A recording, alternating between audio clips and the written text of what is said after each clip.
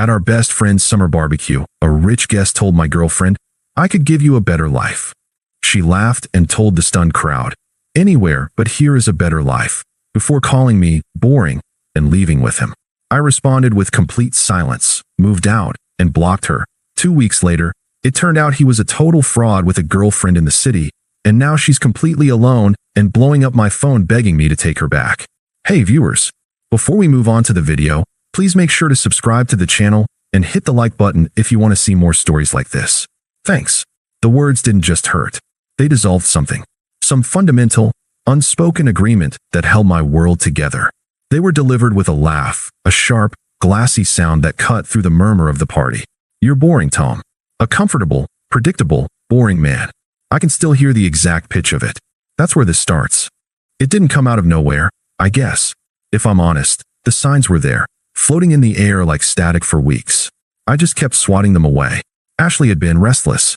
She'd sigh for no reason while scrolling through her phone.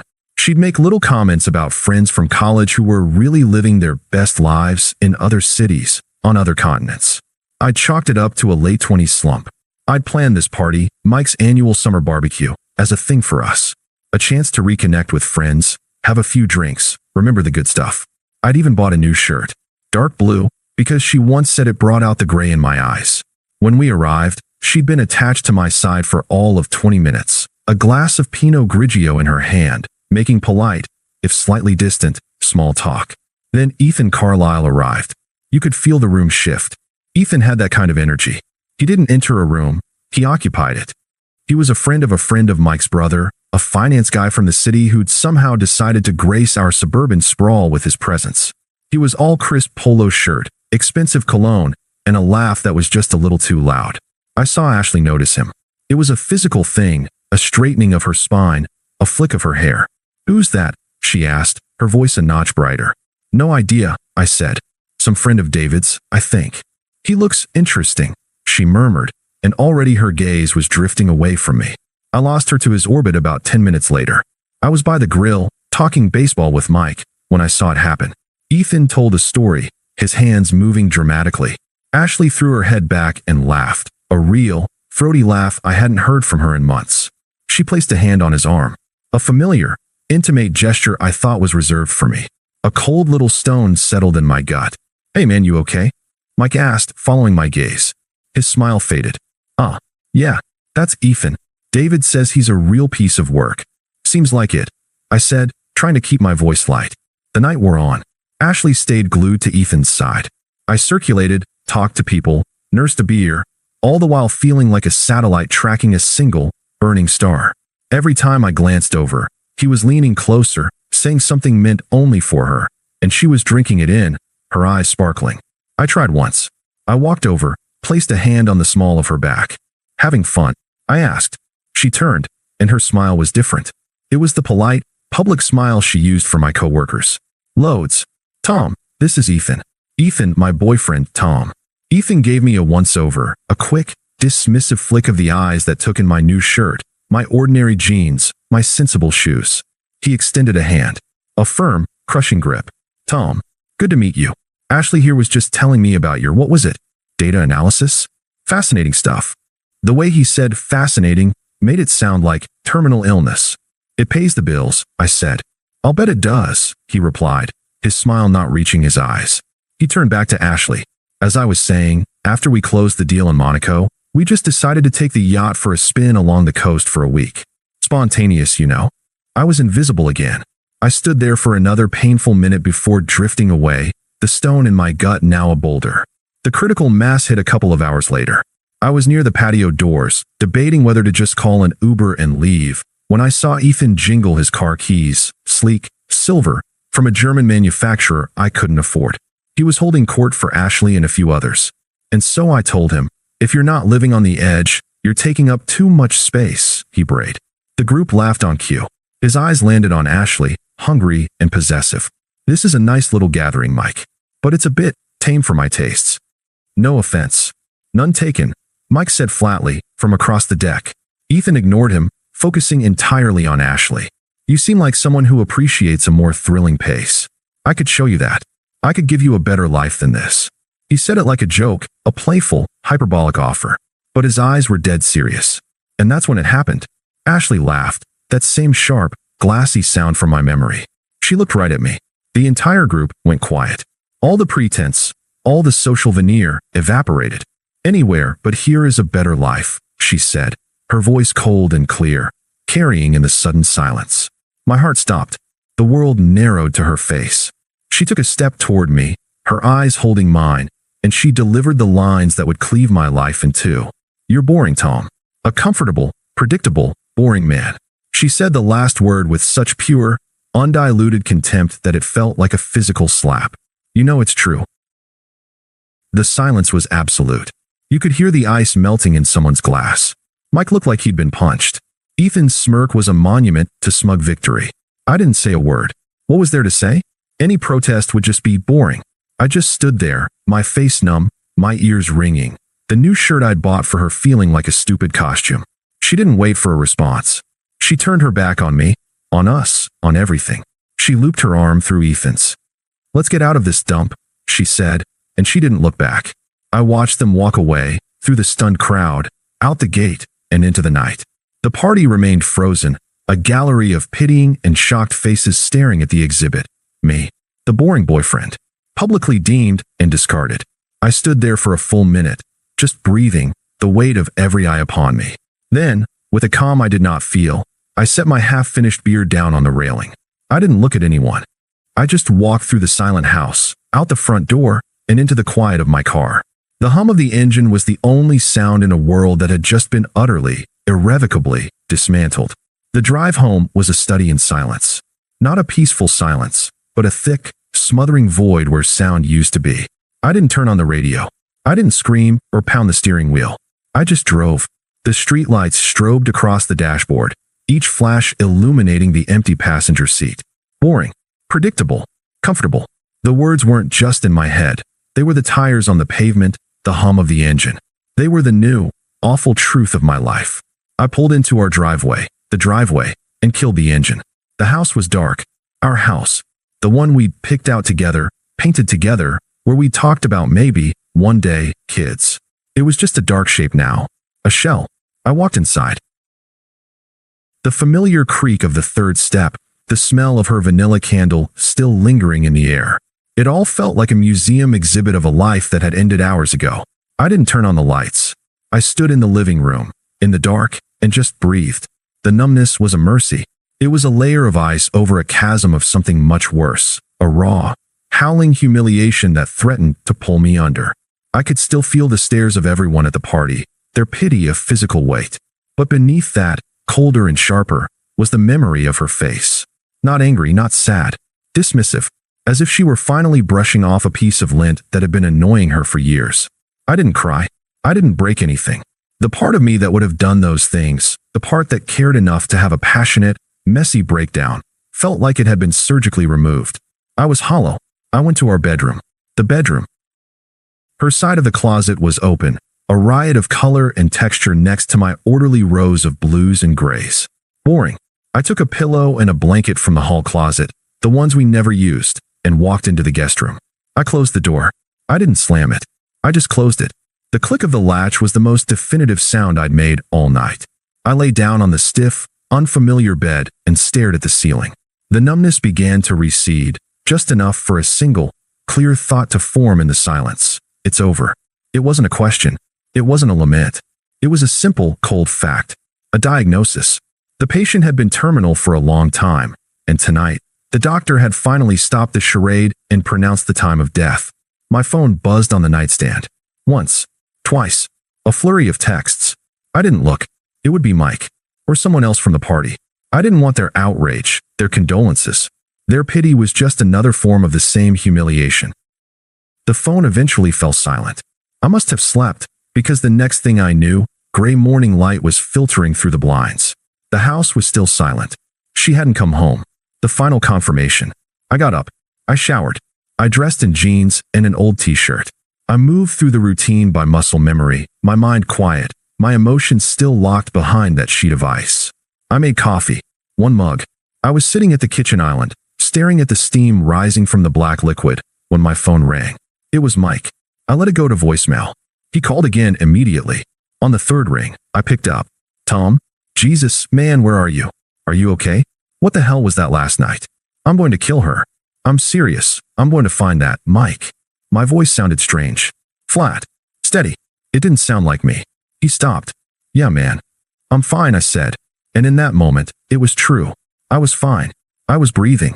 The world had ended, and I was still breathing. Don't do anything. Don't do anything? Tom, she publicly eviscerated you and then left with that human sports car.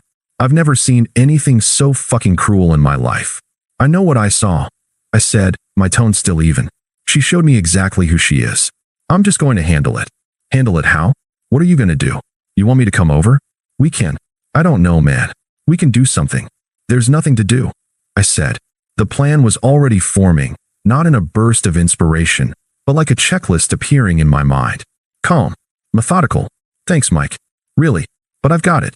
I heard him let out a long, frustrated breath. Okay. Okay, man. But you call me. For anything. You hear me. I hear you. I ended the call and set the phone down. Handle it. I started in the bedroom. I didn't pack all my things. That would take time I didn't want to spend here. I opened my closet and took my go bag, the overnight duffel I used for work trips. I filled it with a week's worth of clothes, my best suits, my important documents from the lockbox. I took my toothbrush, my razor, the few books on my nightstand. I was a ghost, quietly collecting the remnants of my existence. I went to my home office and logged into our joint bank account. Our savings were modest, but half was mine. I initiated a transfer to my personal account, the one she'd never been on. I logged into the billing websites for the utilities, the mortgage, the credit cards we shared. I changed the passwords and removed my auto-pay information. I didn't cancel anything. I just stepped off the train. Where it went after that was not my problem. Each click of the mouse, each item placed in the bag, was another layer of insulation, another degree of separation. The ice was thickening, and with it came a strange, quiet power. The power of no reaction. The power of silence. It took less than 2 hours. My car was packed with the essentials of my life. I stood once more in the kitchen. I took my key off my keyring. I laid it on the cold granite of the island. A simple, final gesture. I didn't write a note. What could I say? Sorry I'm so boring? No. My absence would be the only message.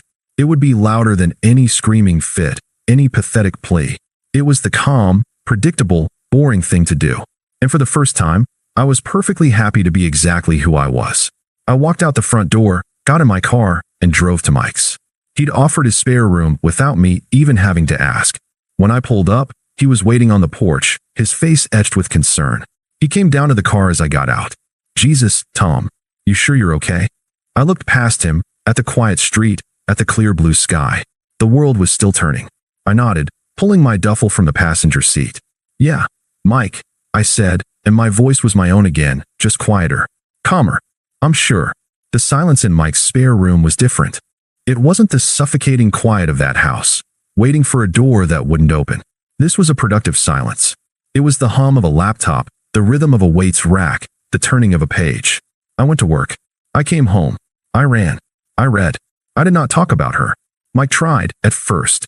He'd come home with a six-pack and a look of grim determination, ready to dissect the betrayal over beers.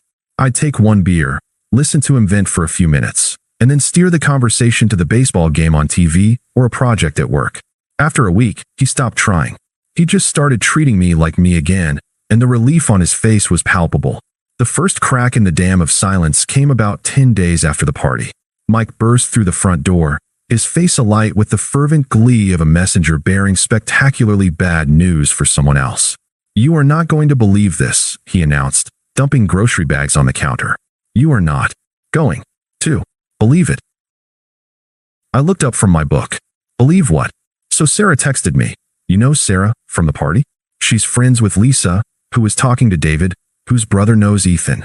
He was practically vibrating. The story is everywhere. It's a total shit show. I closed my book, marking my page. I said nothing. I just waited. So, Mr. Monaco Yacht.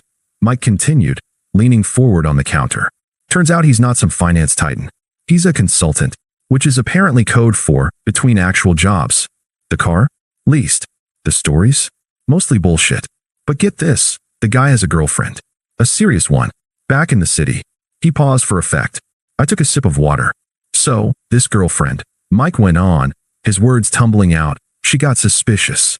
Checked his phone logs. Found a million texts to a number she didn't recognize. Ashley's number. She drove out here 2 days ago. Confronted him at the golf club where he was trying to schmooze potential clients. Made a huge, screaming scene. Apparently, she called him a pathological lying leech in front of everyone. Then she dumped his ass on the 18th green and took his leased car back to the city. He's literally stranded here. He stared at me, waiting for my reaction. A laugh, a cheer, something. I nodded slowly. So he's a fraud. A fraud. A loser. And that's not even the best part. Mike was almost breathless. Ashley. Oh man.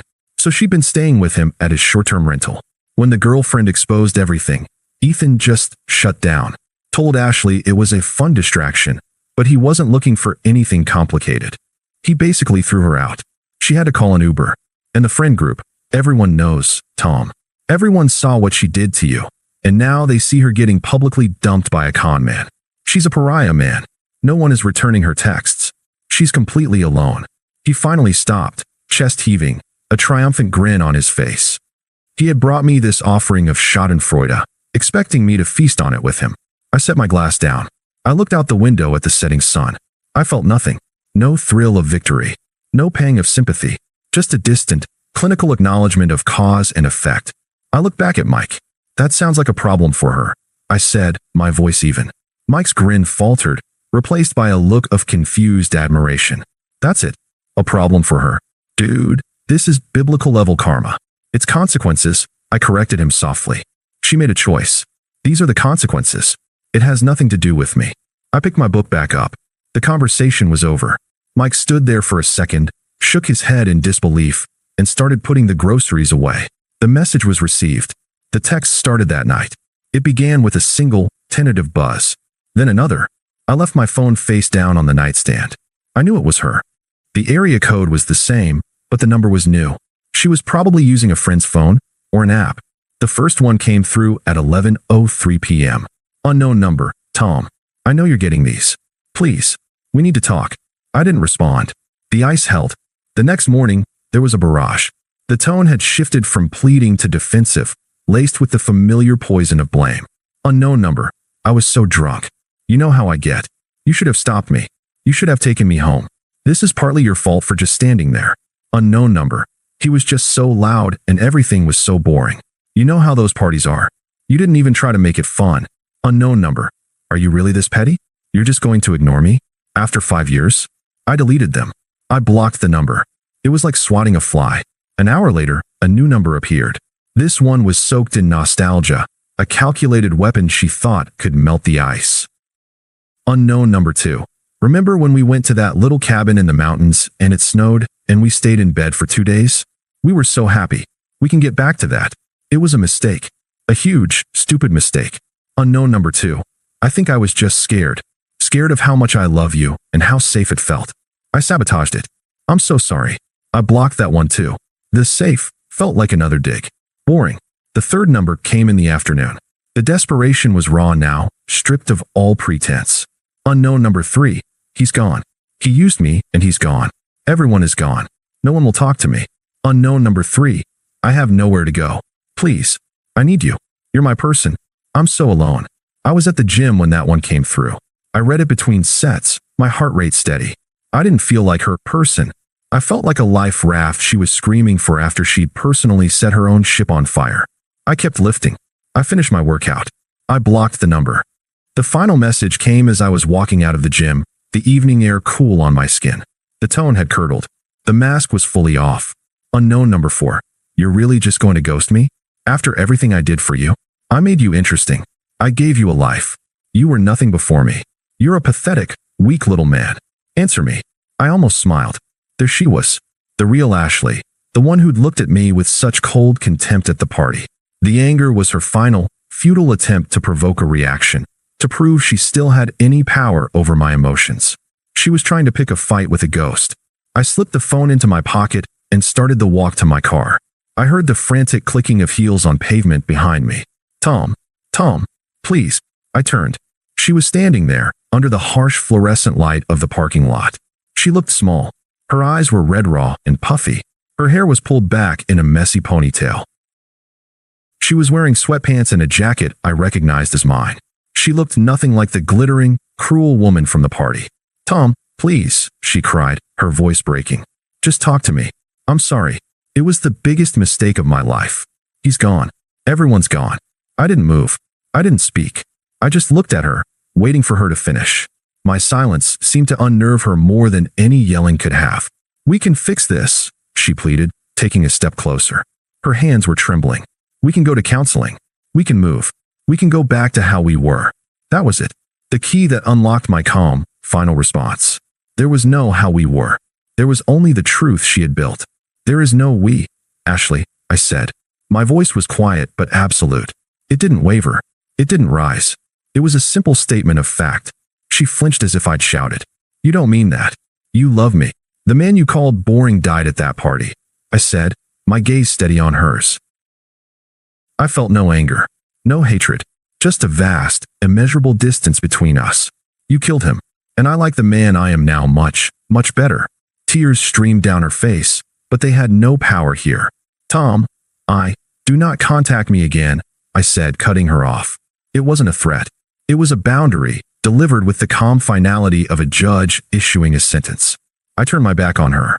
I heard a choked sob behind me, but I didn't stop. I didn't look back. I got into my car, started the engine, and pulled out of the parking lot. In my rearview mirror, I saw her standing alone under the light, shrinking into the distance. At the next red light, I took out my phone. I found the last unknown number. I pressed block this caller. Then I drove home, into the quiet, peaceful life I was building for myself. A life where she was already irrelevant. Thanks for watching. Make sure to subscribe to the channel and hit the like button. What do you think about this story? Share it in the comments.